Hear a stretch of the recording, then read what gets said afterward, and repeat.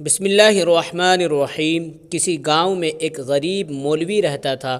وہ اس چھوٹے سے گاؤں کی اکلوتی مسجد کا امام تھا اور نماز کے علاوہ گاؤں کے بچوں کو قرآن بھی پڑھاتا تھا، جبکہ اس کی بیوی گاؤں کی بچیوں کو مدرسہ پڑھاتی تھی، جس سے ان کا گزر بسر ہو جاتا تھا۔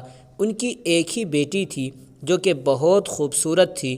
اس کی خوبصورتی کے چرچے دور دور تک پھیلے ہوئے تھے اور یہی بات گاؤں کے چودھری صاحب کے بیٹے تک بھی پہنچ گئی۔ اس نے موقع کی تلاش شروع کر دی کہ کسی طرح ایک بار اس حسین لڑکی کو دیکھ لے، آخر وہ ہے کیا بلا۔ ایک دن وہ مولوی صاحب کے گھر چلا گیا کہ کچھ نیاز وغیرہ دینے کے بہانے مولوی کی بیٹی کا دیدار ہو جائے گا، اور اسی طرح وہ اپنے مقصد میں کامیاب ہو گیا۔ جب امام صاحب مسجد میں نماز پڑھا رہے تھے تو اس نے دروازے پر دستک دی اور مولوی کی بیٹی کی آواز آئی، کون؟ اس نے کہا کہ اس کے پاس کچھ سامان ہے جو چودھری صاحب نے بھیجا ہے، وہ لے لیں۔ لڑکی نے کہا کہ آپ دروازے میں رکھ دیں، میں اٹھا لوں گی۔ اس نے سامان رکھا اور وہیں انتظار کرنے لگا۔ جب لڑکی نے سمجھا کہ سامان رکھنے والا چلا گیا ہے تو اس نے سامان اٹھانے کے لیے دروازہ کھولا تو اس لڑکے نے اسے دیکھ لیا۔ دیکھا ہی نہیں بلکہ اس پر عاشق ہو گیا اور وہیں اپنا دل دے بیٹھا۔ لڑکا گھر آیا اور ضد پکڑ لی کہ اس نے شادی کرنی ہے تو مولوی کی بیٹی سے ہی کرنی ہے۔ چودھری صاحب اس رشتے کے حق میں نہیں تھے۔ انہوں نے بیٹے سے کہا کہ میں جا کر مولوی صاحب سے بات کرتا ہوں۔ چودھری صاحب آئے اور مولوی سے کہا کہ میرا بیٹا شراب پیتا ہے، جوا کھیلتا ہے اور ہر برائی ہے اس میں اپنے بیٹے کے لیے آپ کی بیٹی کا رشتہ مانگنے آیا ہوں۔ اگر آپ انکار کریں گے تو میں ہنسی خوشی چلا جاؤں گا۔ یہ نہ سوچنا کہ میری ناراضگی آپ کی زندگی میں کوئی خلل ڈالے گی۔ اب ظاہر سی بات ہے کہ مولوی صاحب نے انکار ہی کرنا تھا۔ چودھری صاحب گھر گئے اور بیٹے سے کہا کہ مولوی نے انکار کر دیا ہے اور اب دوبارہ کبھی اس گلی سے بھی نہ گزرنا۔ لیکن لڑکے کو بہت غصہ آیا کہ اتنی دولت، عزت اور شہرت کے باوجود مولوی نے یہ رشتہ کیسے ٹھکرا دیا۔ میں ضرور انتقام لوں گا، اور اس نے دل میں انتقام کی ٹھان لی۔ ادھر مولوی صاحب کی بیٹی بیمار ہو گئی اور اسے پیٹ میں درد شروع ہو گیا۔ پہلے تو وہ گھریلو ٹوٹکوں سے علاج کرتے رہے، لیکن جب بیٹی کا پیٹ پھولنے لگا تو وہ گاؤں کے واحد حکیم کے پاس چلے گئے۔ اس وقت الٹرا ساؤنڈ وغیرہ اور جدید آلات تو تھے نہیں، لہٰذا حکیم صاحب نے بچی کی نبض چیک کی۔ پیٹ درد کی شدت کا جانچتے ہوئے بتایا کہ آپ کی بیٹی حاملہ ہے۔ مولوی کے گھر میں تو جیسے کوہرام مچ گیا، ایک قیامت آن پڑی۔ مولوی نے بیٹی کو بہت مارا پیٹا کہ کس کے ساتھ منہ کالا کروا آئی ہے، کس کا بچہ ہے تیرے پیٹ میں۔ ایک دو بار اسے قتل بھی کرنا چاہا، لیکن میں بیچ میں آ گئی۔ اسے یقین تھا کہ اس کی بیٹی بے گناہ ہے۔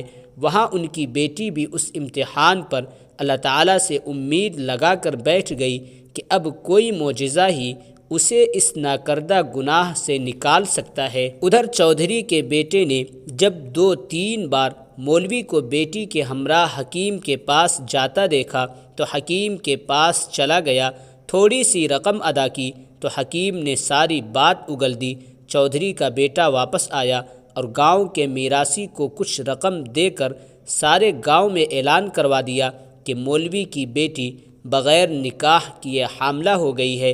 گاؤں کی عورتیں مولوی کے گھر آنے لگیں اور پوچھنے لگیں ایسا کیا ہو گیا کہ بیٹی کو یہ گناہ کرنا پڑا، اس کی شادی کیوں نہ کروا دی، کس کے ساتھ منہ کالا کیا۔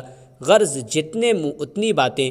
گاؤں کی پنچایت نے مولوی صاحب سے امامت واپس لے لی اور انہیں 1 ماہ کا وقت دے دیا کہ وہ اپنی رہائش کا بندوبست کسی اور گاؤں میں کر لیں۔ گاؤں والوں نے بھی اپنی بچیوں کو مولوی کی بیوی کے پاس بھیجنا چھوڑ دیا۔ ہر طرف سے مولوی صاحب پریشانیوں میں گھیرے جا چکے تھے، انہیں کوئی راستہ دکھائی نہیں دے رہا تھا۔ ایک دن وہ پریشانی کے عالم میں بیٹھے تھے کہ دروازے پر دستک ہوئی۔ جا کر دروازہ کھولو تو سامنے ایک خوبرو نوجوان کھڑا تھا۔ اندر آنے کی اجازت طلب کی تو مولوی صاحب پریشانی کے عالم میں کچھ سوچنے لگے۔ لڑکا سمجھ گیا اور اپنا تعارف کروایا کہ میں آپ کا شاگرد، بچپن میں آپ سے قرآن پڑھا ہے، فلاں شخص کا بیٹا ہوں اور برابر والے گاؤں سے آیا ہوں۔ مولوی صاحب نے پہچان لیا اور اسے اندر لے آئے۔ اس نے اپنے آنے کا مقصد بتاتے ہوئے کہا کہ اسے معلوم ہوا ہے کہ آپ کی بیٹی کے ساتھ یہ ماجرا پیش آیا۔ مزید بتایا کہ وہ شہر سے حکمت کو کورس مکمل کر کے آیا ہے اور گاؤں میں حکمت خانہ بنانے کا ارادہ رکھتا ہے، لیکن آتے ہی اسے اس بات کا علم ہوا تو اسے یقین نہیں آیا کہ یہ واقعہ سچ ہے اور وہ اس کا راز معلوم کرنے پہنچ گیا۔ مولوی صاحب کو بھی کچھ امید سی نظر آنے لگی۔ اس لڑکے نے مولوی صاحب کی بیٹی کی نبض دیکھی، کچھ تفصیلات پوچھی اور پھر کچھ سوچتے ہوئے مولوی صاحب سے ایک بکرے اور ایک کتے کا بندوبست کرنے کو کہا، جبکہ لڑکی کو دن کا کھانا کھانے سے منع کیا اور بھوکا رہنے کو کہا۔ اس کی بات پر عمل کرنا پڑا۔ مولوی صاحب اور کرتے بھی کیا، ڈوبتے کو تنکے کا سہارا، رات تک سارا بندوبست کر دیا۔ لڑکے یعنی حکیم نے گاؤں کی کچھ معزز عورتوں کو بھی بلوا لیا اور ان سے بکرے کا گوشت پکانے کو کہا۔ جب گوشت پک چکا تو اس لڑکے نے لڑکی سے کہا کہ پیٹ بھر کر گوشت کھائے۔ لڑکی بھی صبح سے بھوکی تھی، جی بھر کر گوشت کھایا۔ جب لڑکی نے گوشت کھا لیا تو اس وقت تک محلے کے کچھ مزید لوگ بھی مولوی کے گھر کے باہر جمع ہونے شروع ہو گئے کہ یہاں کیا ماجرا چل رہا ہے۔ اس لڑکے نے مولوی صاحب کی بیٹی کو بلوایا اور دوسرے کمرے میں لے گیا جہاں اس نے پہلے سے کتا ذبح کر کے رکھا ہوا تھا۔ اس لڑکی کو بتایا کہ جو گوشت اس نے کھایا ہے وہ اسی کتے کا گوشت تھا۔ بس پھر کیا تھا، لڑکی نے الٹیاں شروع کر دی اور جو کچھ کھایا تھا سب باہر آنے لگا۔ کچھ ہی دیر میں اس کے پیٹ سے الٹی کے ذریعے ایک مینڈک بھی باہر نکل آیا، جسے سب محلے والوں نے اپنی آنکھوں سے دیکھا۔ جیسے ہی مینڈک باہر نکلا، لڑکی کو کچھ سکون سا محسوس ہونے لگا تو وہ لڑکا کہنے لگا کہ اس لڑکی نے کسی ندی یا دریا کا پانی پیا تھا۔ اس وقت چھوٹا سا مینڈک کا بچہ اس کے حلق کے ذریعے پیٹ تک جا پہنچا۔ جب وہ مینڈک کا بچہ بڑا ہوا تو اسے تکلیف شروع ہو گئی اور انفیکشن کی وجہ سے پیٹ بھی پھولنا شروع ہو گیا۔